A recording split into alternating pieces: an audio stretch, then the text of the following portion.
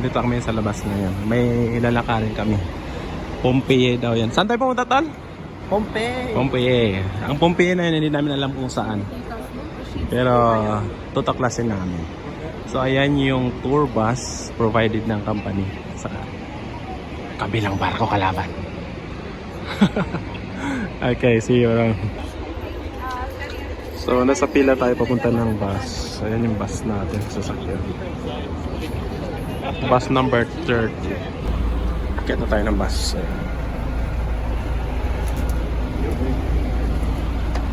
May namimigay. Near Naples. Sa loob na tayo ng bus. Nagsasalita na yung tour guide. Before arriving, we have one stop. Torre del Greco. Torre del Greco is one of the most important cities who started this kind of work. So pumasok muna tayo dito sa isang parang siyang factory na magdi-demo daw ng mga activities ng mga lokal dito. So We have it here 20 minutes. Now is stop over muna tayo dito. 4. So just outside. So Gapa Factory Export ang pangalan ng lugar kung saan tayo mag-stop over muna at mag-demo daw ng mga local activities dito sa lugar na ito. So baba tayo ng bus. So pasok muna tayo rito. Mayroon siyang pangarang. Okay. Demo. Nagdi-demo siya kung paano gumawa ng mga sinaunang gamit dito. Alright.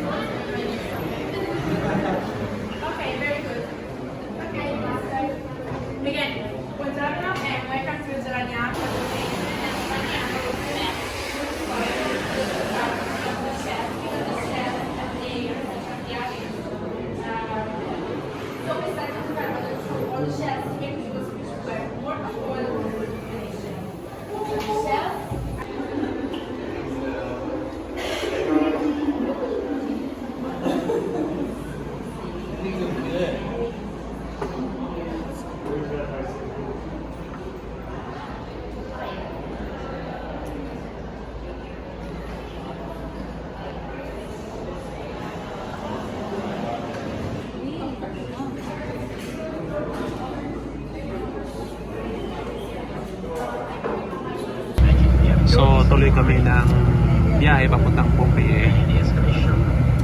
Tapos na yung demo doon ay mga display lang pala ng mga lumang mga sinaunang paraan kung paano gumawa ng mga native ng mga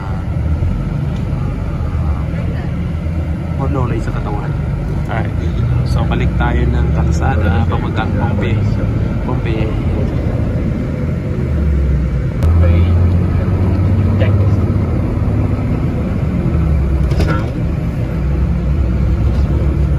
First step is the radio, tap the red button one time.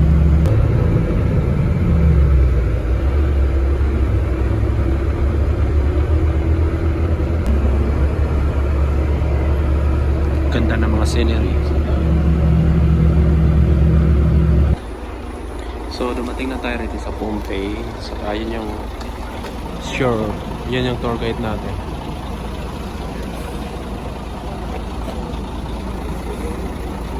So mag-start na tayo ng tour dito sa Pompeii.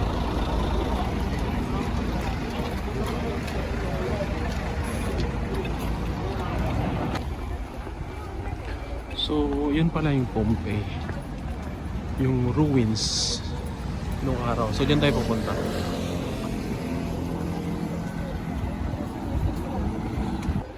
So dito na yun sa Pompeii. Papasok tayo. Alright.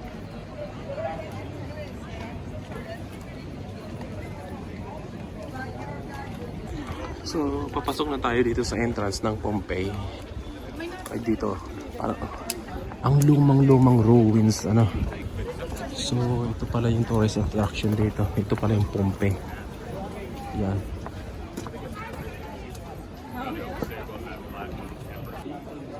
So, So nakapasok na tayo ng entrance. So ayan yung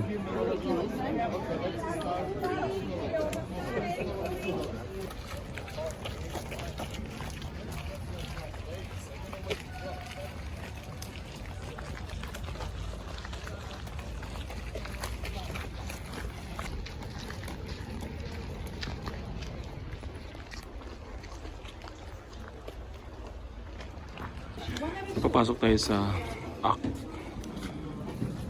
museum daw to eh.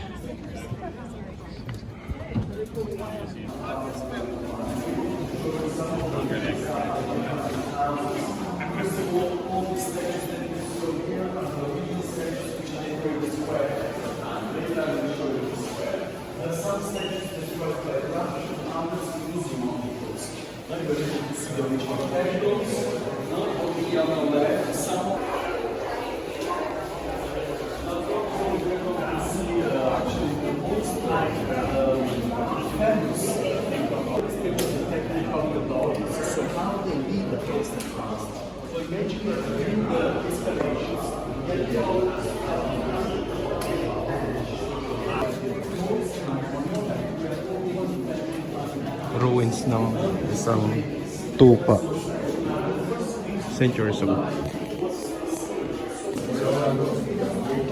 Ito yung mga ruins or namamified nung araw sa lugar na ito.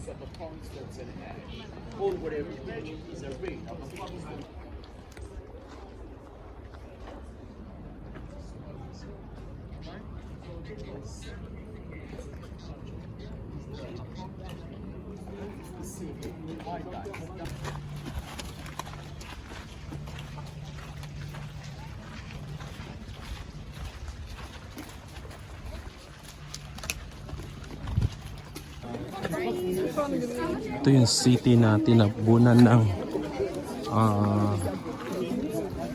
abo ng volcano.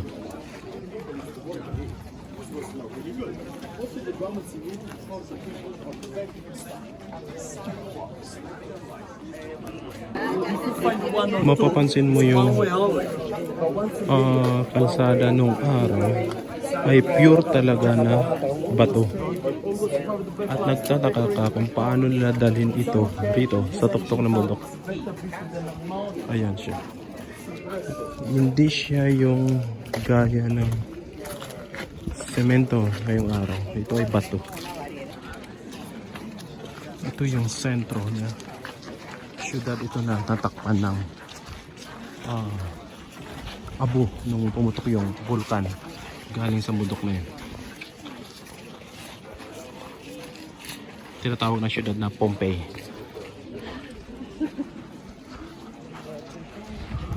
Remember, when I came here, you say to me, like when you say to me, if one day you be a guy, try to find always a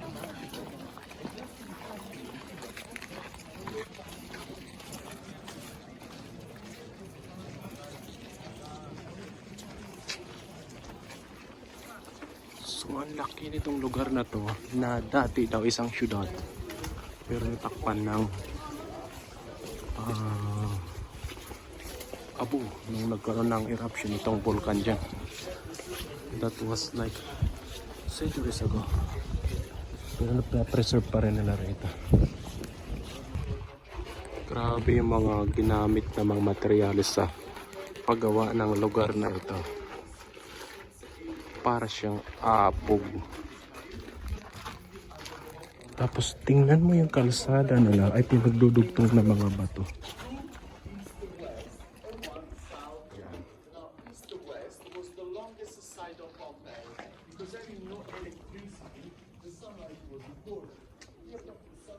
Ang laki ng syudad na ito. iron, like you can see over here. Try to get it by iron. So these ones by leg. And the fun Totoo talaga siyang also animals were able to gripo.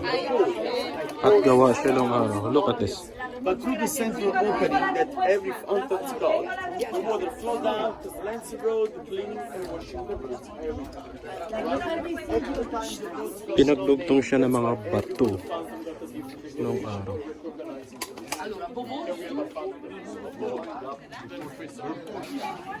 Papasok tayo sa isa sa pinakalumang bahay rito. Ayan. Okay, wait. Please hold the house inside. Okay, we have to stop up here. Because it's too... So isa ito sa mga disenyo ng bahay ng unang mga taong nakatira dito. So the rest of the Yeah. group, let's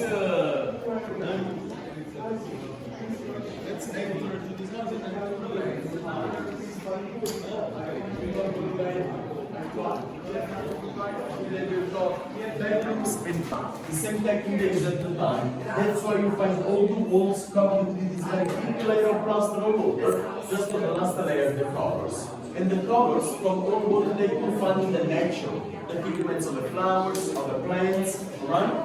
It's amazing also these are very So, visible papasok at the tayo end to the right. sa So this pribadong one, with the toilet, kwarto daw nung araw ng mga Romano. a small wooden storage, they cook fish, meat, chicken, wherever, and the toilet next to the kitchen. The room, private room for sex, but we did the erotic paintings on the walls, showing different position of sex. The one to the left and the one to the right is very well preserved. Here, okay, you can see how the lips are like at the time, the nose, the eye, the head, the mouth. These one are the people that you're able to find probably around 20,000. So labas tayo isang interesting destination na naman ang ipakita sa atin ng tourist guide. Grabe to.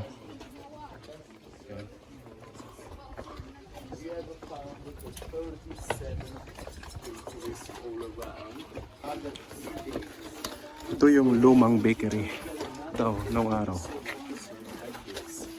Now, look at the meals. Go inside, alright? Now, the meals, like you can see, were made by two lava stones.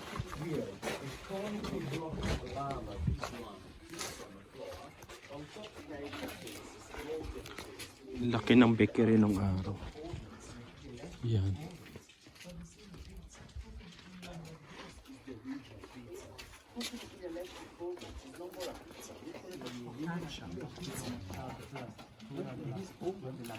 So, tapos na tayo sa northern part ng syudad. At ang sabi ng tour guide, pupunta tayo sa southern part na syudad. Ayan. Daming turista. Ayan.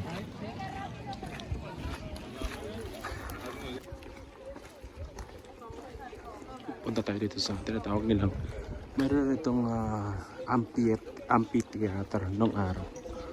So, puntahan natin. Saka meron na naman dito fountain nung araw. 2,000 years ago. Ayan. Grabe yung ruins, oh. Lumang-luma na talaga.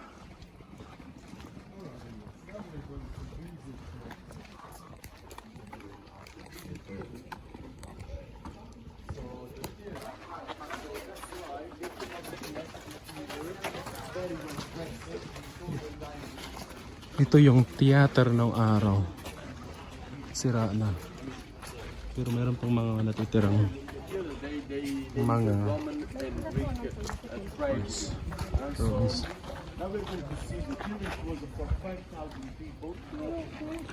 Papasok tayo sa loob ng amphitheater.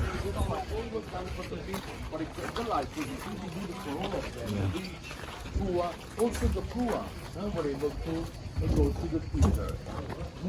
In fact, once inside, to the right, you can see the stairwell. So, pasok na tayo sa theater. Wow, grabe.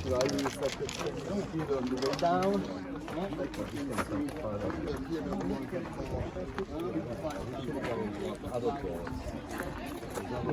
Grabe. Ito yung amphitheater nilang araw. Where we are recreated.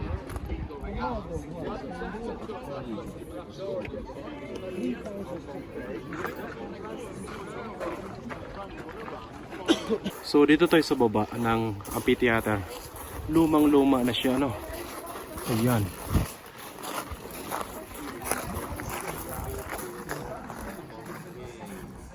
So labas na tayo ng theater.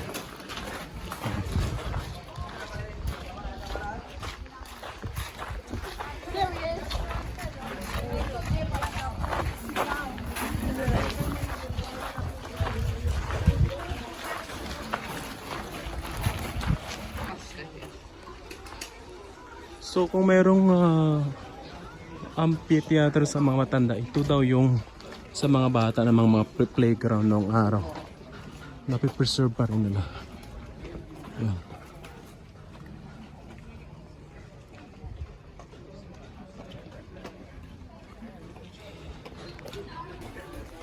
So lumabas na tayo ng amphitheater. Ito na yung labasan.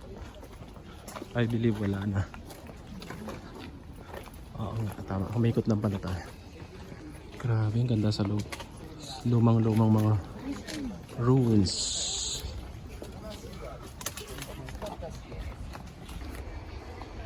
Palabas na tayo ng area na to. Ang dami pa rin mga turista nagpasok. Taga-kabilang barko mostly. No. Taga-Norwegian cruise line. Katabi natin kanina. Yan. So, ang ginawa natin, packet muna kanina. Tapos pababa ng amphitheater. Tapos doon tayo tumagal sa gitna o sentro ng syudad ng Pompey. Ayun. Napakagandang experience na mapasyal na itong lugar na ito. Ganda naman ng puno na ito.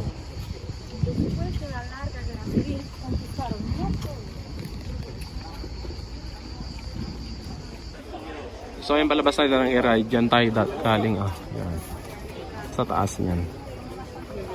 Okay, bumalik na tayo kung saan tayo galing kanina. Ayan, pabalik na tayo ng kalsada, main road. At pupunta tayo dun sa parking area ng ating tour bus. Ayan. So ayan na. Dito na tayo sa parking ng bus area. So tayo pabalik na, alas 12:10 na ng tanghali. Ayan, kinokolekta na yung radyo natin. Bilis na ninyo umakyat ng bus.